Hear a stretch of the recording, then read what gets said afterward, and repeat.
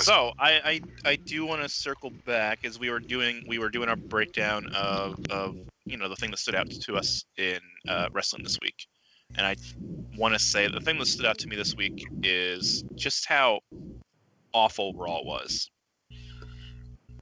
and it started at the top of the show. So, and I don't understand this. So you have Drew McIntyre in the ring. It's the Monday before the pay-per-view, before SummerSlam. Drew McIntyre is out there. He's cutting his babyface promo about Randy Orton. I'm the Scottish psychopath. I'm gonna kick Randy Orton. I'm gonna murder him for what he did to Ric Flair. Blah blah blah blah blah. All that stuff. And then suddenly, in the middle of his promo, we start cutting to dumb stuff. So at the start of the show, somehow Retribution has magic powers to affect the production of the show, despite not being in the production truck, not pushing any buttons, or not messing with anything on the console. Somehow they have magic abilities to mess with the graphics and stuff. We cut in the middle of Drew McIntyre's promo, so Drew McIntyre is still in the ring, still delivering his babyface "I'm the champion, go home" promo, and we cut to a bunch of goobers in ninja masks. Going out after the production truck backstage. And why do we have a production truck at the Performance Center? Like, the Performance Center is their base of operations. It should be better than the truck at this point. I digress. I think it's the production. We interrupt Drew McIntyre, WWE champion, babyface, top of the card guy. Top of the card, so high that I'm raising my hand above my webcam. Top of the card guy, and we are cutting off his promo for a bunch of goobers to come back and yell and scream at the people in the production truck. What are we doing? Yeah, it was a good promo too. I started to really dig it. It's boilerplate, babyface white meat promo, but that's what you need. That makes sense in the context of the story, right?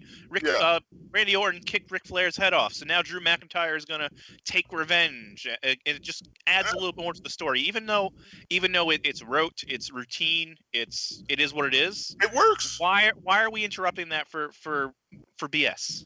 Yeah, and I said it before, and I just want to think, but Retribution is you don't know why they're doing it. They should have had a mouthpiece, someone that can, hey, Drew, hey, Drew, I like what you're saying. I'm gonna let you continue, but first we got a little problem. We got to and then if you did that would have been like, okay.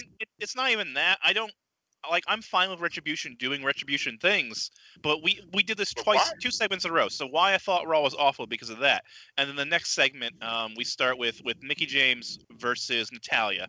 And halfway through the match, Seth Rollins and Buddy Murphy walk out. So much for the Divas Revolution, right?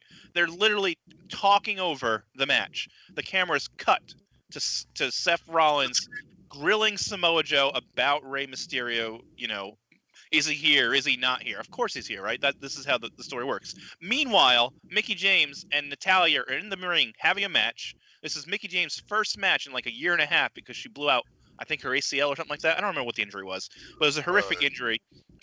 We're lucky that we get to have Mickie James back again.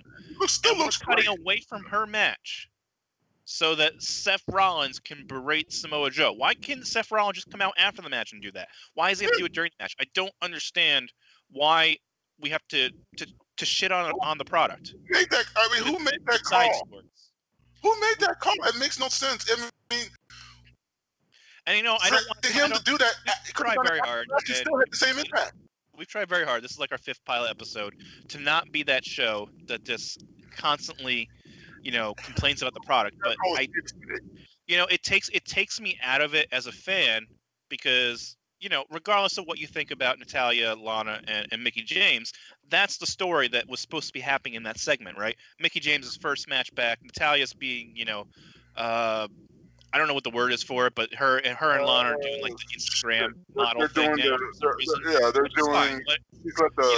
What they're doing is not as important as the story they're trying to present to us, and we're interrupting that, and it just takes me out of it. And I can put up with Retribution messing with the graphics and stuff, even though there's no reason for them to be able to do so. Let them have magic powers. That's fine. Magic powers. No, it's legitimately magic when they start messing with the graphics and they're not in production. But that is besides the point. I don't understand why we need to interrupt what's happening. Drew McIntyre is the main event, and we're interrupting him. And then we're interrupting women and going back, a decade when the commentators kind of talked over the women's matches and did other things while the women were wrestling. Like, okay, ladies, you go wrestle. We have men's stuff to do right now, right? Pretty much.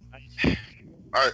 That's my one thing, which ended up being a lot more than one thing, but no, I feel like it's frustrating as a fan to watch this. Like, I just want things to matter, right? And this is something we talk about often. Is I don't care what you present me in wrestling or how outlandish. I just want it to matter. That's good storytelling. The story needs to matter. Natalya versus Mickie James needs to matter. I don't care if it's the first match on Monday Night Raw. That needs to matter, right? Drew McIntyre's go-home promo that every babyface has said 1,000 times needs to matter. It doesn't matter that it's happened over and over again. I know what their thinking was. Their thinking was probably, well, Drew's going to have that little... No, forget it. I don't even know what they're thinking. We have this chaos. I'm not going there. Raw. Because I know if I try to go there, the chaos at Raw thing that's being recorded, and it's stupid. No. I use the S word. It's stupid. Yeah, no. Yeah, but we have to call a spade if like that. And okay, Alex, what was your thing? Like I want everything we do to work, or at least give it a shot. Like this Raw Underground, I know a lot of people are not happy with that, but I actually like the Raw Underground. I don't want to talk about Raw Underground now, but I just want to make the point. Like, even if it's dumb, let's let it give it a chance to breathe. Well, anyway, Alex. Alex, here's one thing that stood out to you wrestling this week, because I know I just kind of blabbed for like the last 5 minutes. That's okay. Yeah, no. I mean, honestly, that's the thing about Raw is that it was very. I think it was very all over the place, to put it lightly. And last week was a good show. So you're like, how do the writers do this? Yeah. I mean, last week was an okay show, but last week SmackDown was good. This week SmackDown was good. Like, how do these writers do this? Well, like, it's supposed to be the same thing. Yeah, both shows that's now. what's really funny about it, to be honest. It's like, because you have the one guy in charge of both like creative teams in a way. And SmackDown's a consistently better show. So I'm going to derail it again, but we saw characters with motivation on SmackDown, right? Like Sheamus is continuing his rivalry, and so they have like a 4-way story with Sheamus, Matt Riddle, Chad Gable, Shorty G, and Baron Corbin, and like they're just continuing in small, subtle ways, and small, subtle storytelling is great, and I love picking up on that, and I guess I'm going to continue. Circle back to it. They did it one more time too. You know how I say Apollo Crews is like the leader of Retribution. They kind of planted that seed a little bit some more. So I really think that's true. But then they also did a little smart storytelling with Cedric Alexander, right? MVP comes up and tries to turn Cedric on his friend. Like that's strong storytelling. Yeah. How does that happen? And then we interrupt Drew McIntyre with goobers. Yeah, the writing's all over the place. Anyway, so. I ran over you, Alex. Okay. So one thing that stood out to me.